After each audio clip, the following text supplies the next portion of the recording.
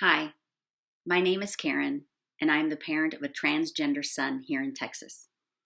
I'm here to talk to you briefly about Senate Bill 6, or what Lieutenant Governor Dan Patrick calls the Women's Privacy Act. This law has been proposed supposedly to protect women in public bathrooms by forcing transgender men and women to use the bathroom that matches with their body parts. I'm here to tell you why this bill is bad for Texas. In a nutshell, it is similar to North Carolina's House Bill 2, which has been in the news a lot lately, not only because of the outrage felt by many citizens of North Carolina, but because of the fallout of the law, which ended up in Governor Pat McCrory losing his post, but also making many corporations and events to no longer appear in that state in any capacity. This law is based on discrimination, fear-mongering, and bigotry. Instead of moving forward, we are taking a step back. Remember that the United States was once a place with separate water fountains and seating at the back of the bus. It's hard to imagine, but it happened. So here's what you should know. I'll start with a non-fact. There is this fear that men will now be going into the ladies' room and molesting women if this law doesn't pass. Well, if a sexual predator wanted to enter the women's room, he could do so now, law or no law. There is simply no evidence showing anyone is being assaulted in any statistically significant numbers. According to the Human Rights Campaign, 41% of all transgender persons have attempted suicide. This number is staggering considering the general population rate in the U.S. for suicide attempts is only 4.6%. This number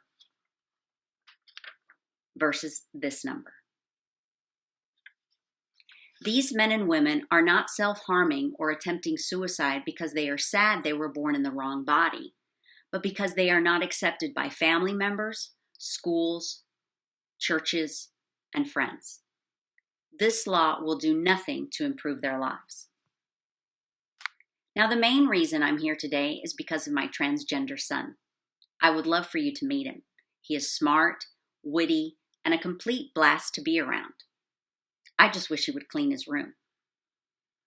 But he's not here today because he actually fits into that scary statistic that I showed you before.